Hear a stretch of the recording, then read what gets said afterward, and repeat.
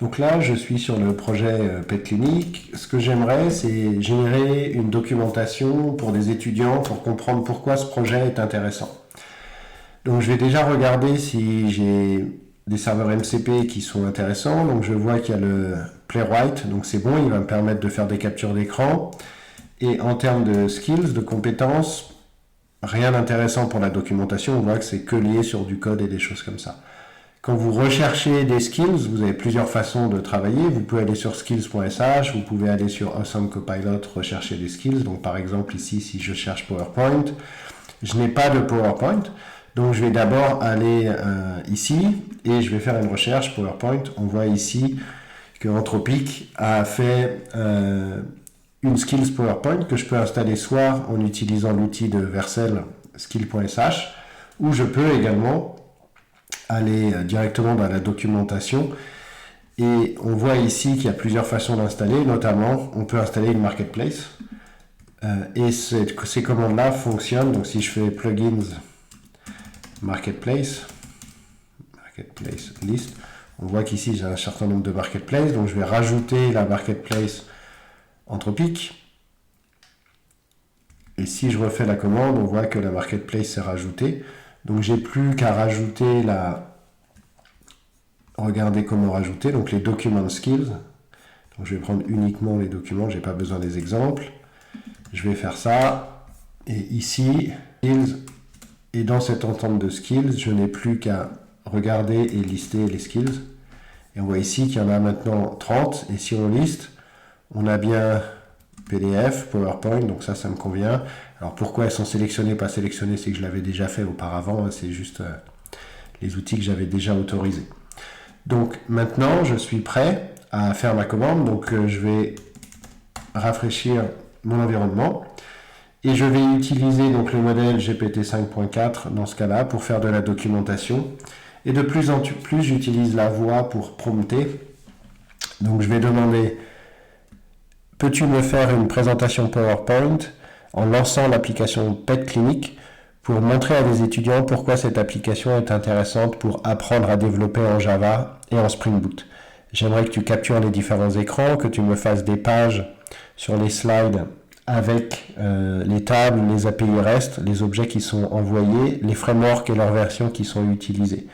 Fais-moi de la documentation sous forme de slides, mais également un PDF qui décrit comment utiliser, installer l'application. Donc maintenant, je n'ai plus qu'à exécuter ce prompt et attendre. J'aurais pu à la rigueur demander de faire ça en parallèle avec la partie Fleet, mais on va laisser faire comme ça, je n'ai plus qu'à attendre. On va juste patienter et voir comment GitHub Copilot va l'utiliser, et on voit qu'elle va utiliser le PowerPoint et le PDF.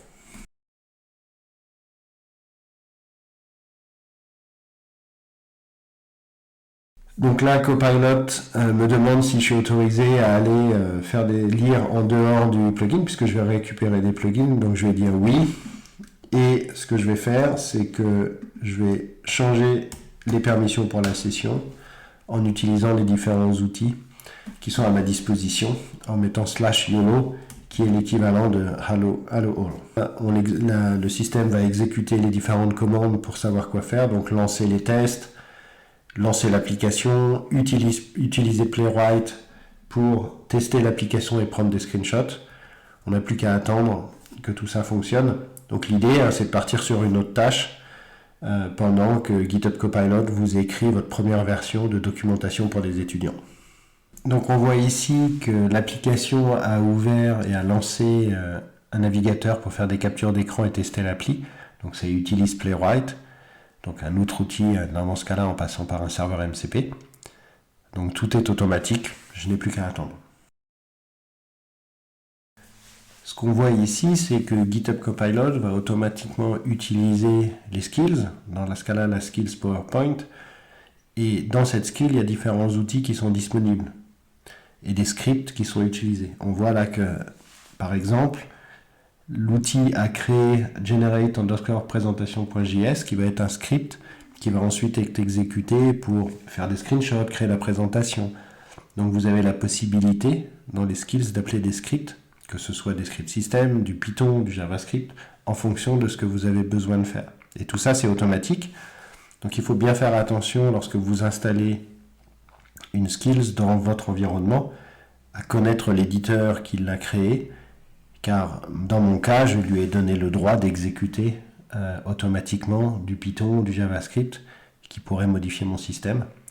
Là, j'ai juste fait confiance parce que ce sont des skills qui viennent d'éditeurs GitHub, HashiCorp, Anthropic, en fonction de mes besoins. Et on va attendre que la présentation soit terminée en parallèle de toutes les autres tâches. Si Copilot lance des tâches en parallèle, vous pouvez les voir ici. Donc là, je peux regarder ce qui tourne. Et en fait, ce qu'on voit, c'est qu'il réinspecte les slides qu'il a créés. On aurait pu voir également l'exécution de l'application au moment où ça s'exécutait, lorsque le serveur Java a été démarré. Donc là, on va juste attendre que tout se termine. On voit ici que Copilot, après avoir généré du contenu, va inspecter son travail pour essayer de l'améliorer. On voit ici qu'il fait une passe d'amélioration de la visibilité sur le générateur de slides pour simplifier les slides, mettre de l'espace. Donc ça va être le comportement par défaut que vous allez pouvoir également améliorer, soit en créant vos skills, soit en précisant un peu plus d'informations dans le prompt ou en donnant un modèle. Dans mon cas, vous avez vu, j'ai laissé tout par défaut et je le laisse travailler pour avoir une première version qui me servira de base de travail. Donc voici, la session est terminée, donc je vais pouvoir aller regarder les fichiers qui sont dans les différents répertoires. Donc pour ça, je vais simplement demander l'ouverture de ce fichier là. Donc je vais faire open Keynote. Donc voilà les slides qui ont été faites sur cette application. Donc on voit pourquoi, donc quelle version de Spring Boot, comment ça se lance, des informations. Donc il y aura du travail à faire, les différents écrans, ce que les étudiants voient et manipulent. Alors j'aurais pu tester également avec directement avec PowerPoint. On va tester avec PowerPoint pour voir si c'est différent en termes de présentation. On ramène ça. Et je peux faire la même chose donc, sur le PDF.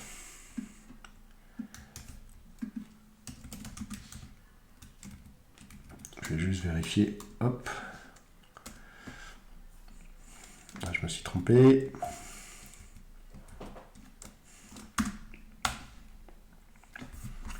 Donc voilà le PDF qui a été créé. Donc, le guide pratique pour installer l'application, des informations sur comment ça fonctionne avec Gradle, les différents écrans qui sont disponibles, les données qui sont disponibles. Donc vraiment toute l'appli. En quelques instants, j'ai créé une application. Donc là maintenant, je pourrais lui demander, on va regarder. Je ne crois pas que ces données aient été copiées dans mon répertoire. Voilà, donc ce que je vais faire, c'est que je vais simplement lui demander: peux-tu me déplacer le PDF et le PowerPoint dans un répertoire documentation étudiant qui ne doit pas être commité dans le repo Git?